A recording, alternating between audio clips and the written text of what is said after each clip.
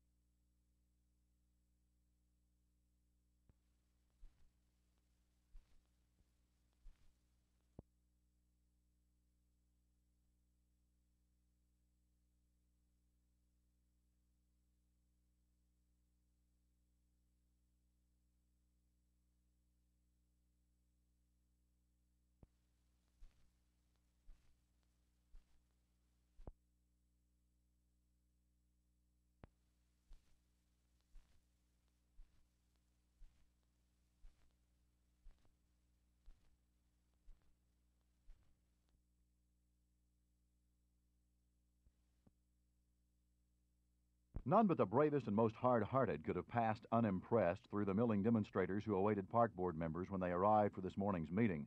One kid carried a sign saying, "You might as well have broken my legs as to take down the goalposts." He was talking about the literal removal of the goalposts for soccer from Burney Park. That was a week ago. Neighbors had complained that too many kids, too many parents, and too many cars converged on Burney Park every time the soccer teams played, which they said was almost all the time. The preponderance of the testimony was on behalf of allowing the kids to continue their games. What will happen is the goalposts go back up in Burney Park. Efforts will be made to put up soccer fields on some school property around Fort Worth. Plans will be implemented to try to build an entire complex of soccer fields near Lake Benbrook, and a schedule will be devised so that other sports which use park facilities get equal time in Fort Worth's park areas.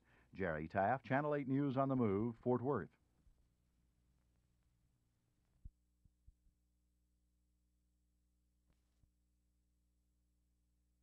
How do you train a dolphin to spend 16 feet into the air like an acrobat, swim ashore to pose like a bathing beauty, and then get a spanking on his bottom that sends him away pouting and crying like a naughty baby? Well, believe me, getting dolphins to do these tricks is no easy task. But the man who knows the knack is the trainer, Terry McCoy. Between shows at Seven Seas, Terry showed me how he deals with these intelligent mammals that have an IQ of 90. When you first walk up on a dolphin, he's first of all he knows he's very excited, and you start jumping around and he starts chattering. This is a basic like hello, hi there, I'm ready to go. It's a friendly like good morning, how are you? It's a personal thing. They're very lovable, and even in the ocean, the dolphin is a very intelligent, curious mammal. He loves attention. He loves affection. And no matter what you do, he's always right there with you. I mean, he's like a dog. He's compatible. He loves you. All right, so starting to train him, he adapts to you personally again. All right, he just picks up your vibrations, we'll say. And if you're a lovable person, the dolphin again will pick up the personality of the trainer. He will become a lovable, very gentle, touchable dolphin. This is the basic way that we have understanding and we train the dolphin. Dolphins are very jealous. You must show each one the same affection. You must feed each one the same and must talk to each one the same as if each one is individual. If we were to bring in a new person, we'll say as if we were to bring in you. First of all, I must show the animal, we'll say April for instance, that you and I have a good relationship, that we're friends. There's no aggression or hate or anything between us. But as long as I'm in his sight, he will basically let you work with him. The opportunity to swim with these human-like creatures was too good to pass up. So Terry showed me how to go through a routine with the dolphin named April. The idea was for April to rescue a drowning girl. That was me. Patting the water was her signal to bring me the life preserver. Once I'd been rescued, it was my turn to give April a juicy reward. And what better reward to give someone who saved your life than a big smooch on the snout? Now, if you've never kissed a dolphin, you really can't imagine the feeling. Of course, April couldn't leave me abandoned in the middle of the ocean, so I patted the water again to catch a ride to safety. That was the wrong decision. Okay. Getting dunked by a rambunctious dolphin didn't really dampen my enthusiasm. Terry told me that dolphins can actually dance if you have the strength to be a partner. So, clad with foot-long flippers, April and I took a whirl. Waltzing with a wiggly dolphin in a swimming pool isn't exactly like gliding across a dance floor with Fred Astaire. But there are compensations. After all, a dolphin will never step on your feet. For Channel 8 News on the Move, this is Martha McIntyre at 7 Seas in Arlington.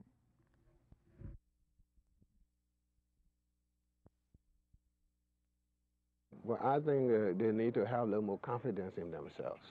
I think the problem is due to lack of confidence in them, in the individual himself, And I think this is a problem because of not having confidence. You feel everybody is trying to get at you or do something to you or something of that sort. And I think that's the biggest problem.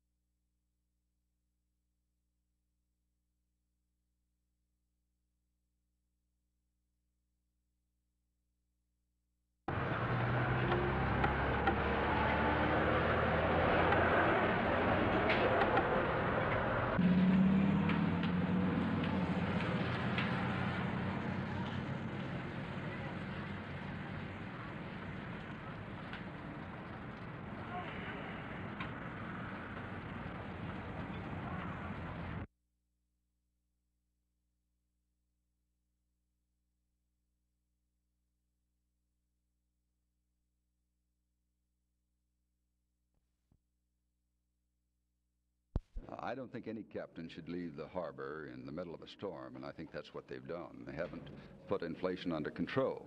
Now, in phase two, even though it had some problems, it was working to a degree. In the months prior to the taking of it taking phase two off, inflation rate was approximately 4%. But in the months of February, March, and April, subsequent to taking off phase two, inflation has increased at the rate of 9% annually. So I'm convinced that we must take some immediate action in order to avoid a recession. If we don't, prices will be totally out of control. This is the third time in 3 months that Senator Benson has called for such action. However, this time he has standing behind him the threat of action by the Senate, and he expects by the entire Congress if the president doesn't do something. In the meantime, it's obvious that the administration also is looking at what should be done, so we don't know what, but apparently something will be, and soon. This is Roger McDonald, Channel 8 News on the Move in Washington, D.C.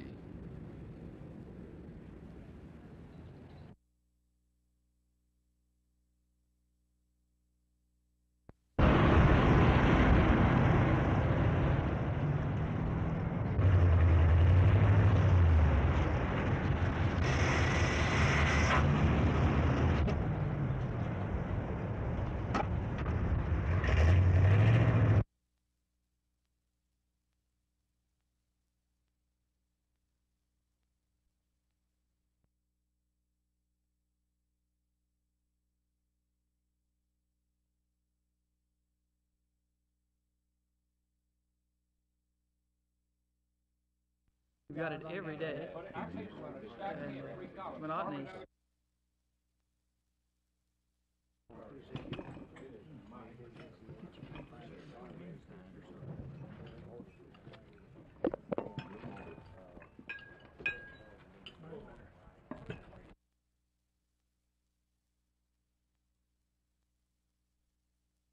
About the economy, you seem to be quite concerned.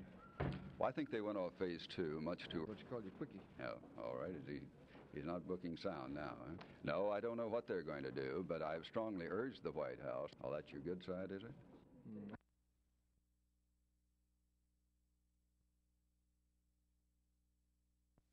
In some time to come, but we will feed the Title III grant, but we're doing a Title VII project. There's a pilot program done under Title. I understand that this is a pilot project and trying to figure out the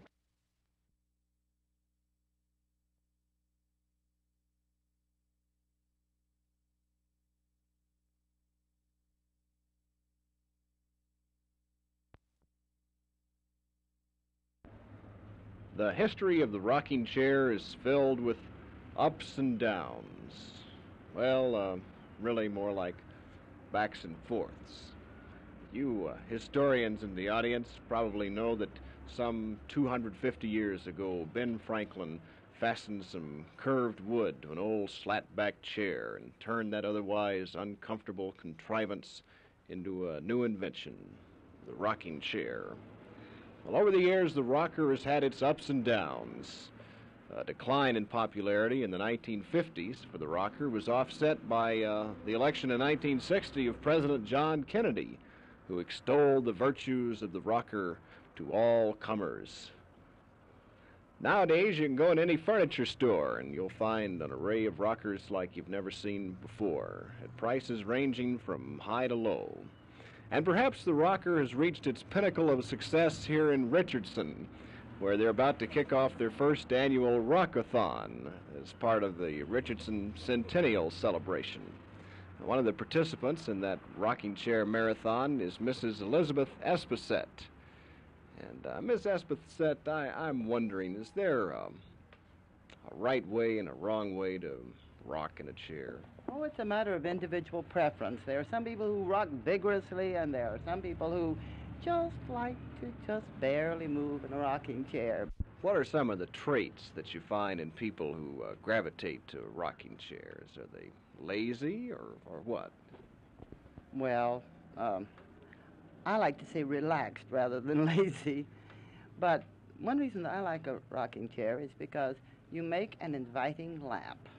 If you're sitting in a rocking chair, a child knows that you're available to him, and there are too few laps anymore. Almost everybody's running around all the time, and I think rocking in a rocking chair is a way to say I'm taking time out and relaxing, and if this is laziness, I plead guilty.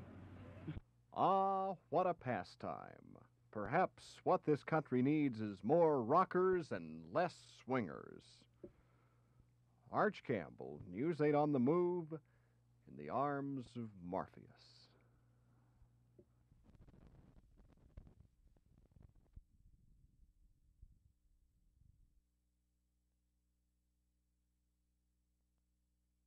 Well, I think the Dallas County employees, the Dallas County, would be vastly better off with civil service than without it, and I hope that it's adopted by the Commissioner's Court in Dallas County.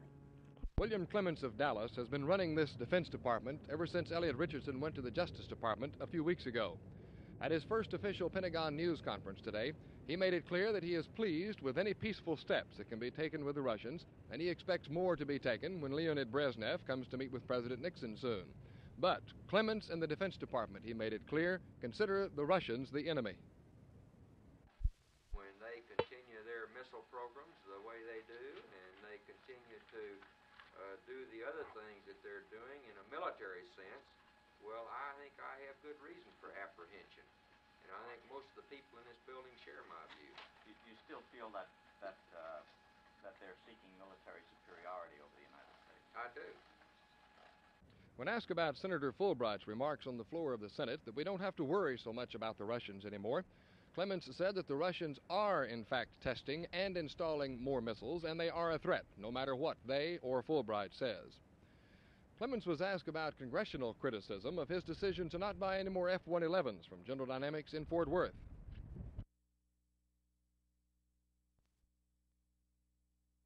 Mrs. Lorena Allman is an election official in Precinct 306, which votes at North Dallas High School. She spent much of her day reading a mystery novel. There was lots of time to read. Only about 2 voters per hour were coming here. The situation was much the same at William B. Travis School in the Little Mexico area. This is the voting place for Precinct 304. There were 5 election officials, 3 voting machines, and few voters. Spokesman at Travis School called it the slowest election they'd ever seen. Vincent Price was on the Dialing for Dollars movie this afternoon at H.S. Thompson School in South Dallas. Election people had a lot of time to watch TV because most of the 3,000 voters in Precinct 325 didn't show up. Well, I think this is the worst election I've ever held. The school board election has always been the slowest election for this voting here at these H.S. Thompson School, and we only have 22 votes now, and it's almost 4 o'clock. The situation may have been summed up the best by one Dallas voter who, after fighting through those 44 propositions, said, "This is absurd." Apparently, a lot of other Dallas voters agreed, and they didn't show up at the polls at all. Jack Hill, Channel 8 News on the Move. I mean, if we don't have to park there at all, we can even forego all that and go and park at Cox's parking lot. I'm sure they will let us because they're closed on Sunday. We can park on all the neighboring streets. All these alternatives are just ideas that can be done. But we need to work on them and not just go in there and take the goalpost and say you're out. And I hope that you will consider the same enthusiasm in support of this particular item on a bond program which would help us to gain parks for this purpose. We certainly will. Meanwhile, until that happens, which is in the far future, we have to settle Bernie Park.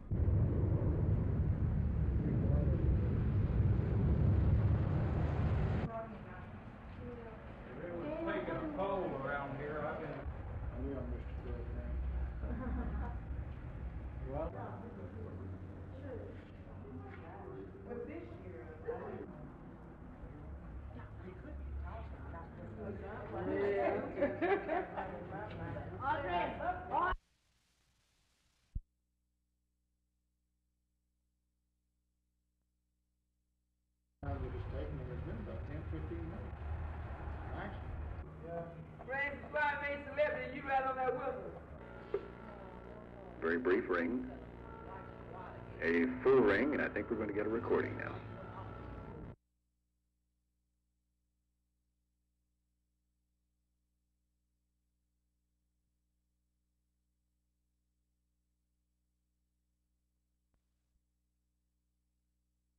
We in the Dallas Advertising League therefore appeal to you to keep in mind the American way of life, free enterprise.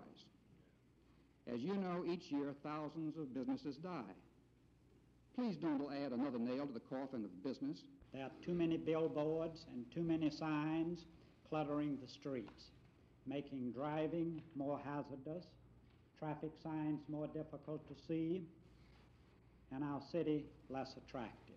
But I believe that the ordinance would do the exact opposite of what this Planning Commission and the Sign Ordinance Committee claims. It would do away with the beauty, and all you would have left are the mundane, drab signs built by small businessmen. We're opposed to signs that blind, confuse, or distract motorists. We're opposed to signs that compete with the official traffic control signs.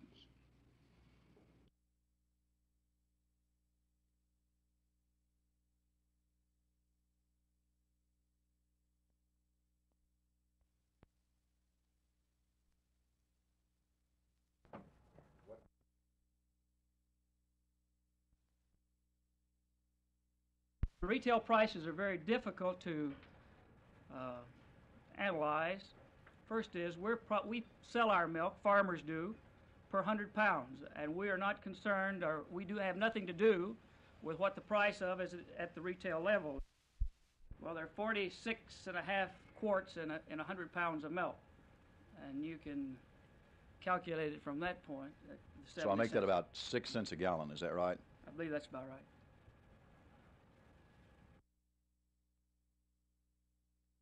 Thank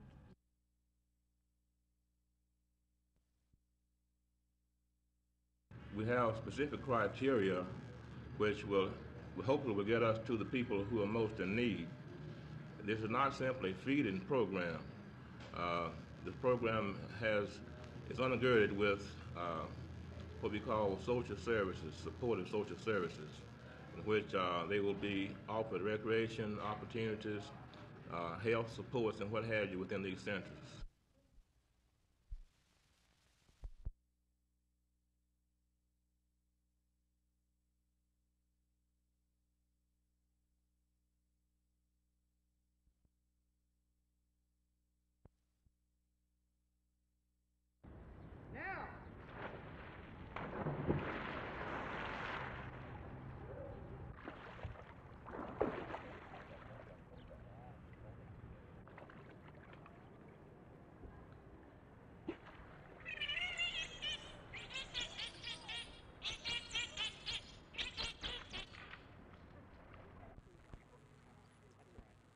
Okay, Tom, let's go.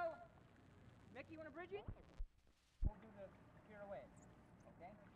Tom!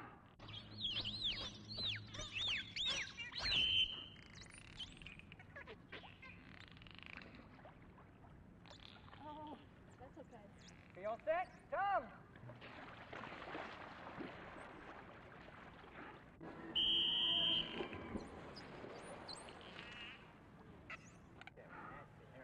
April gets jealous, see? Archie, don't you fight.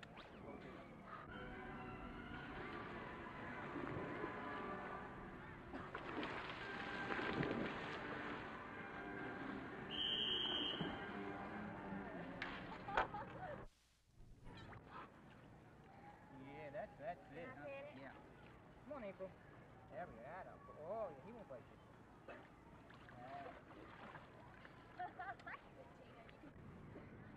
All yours.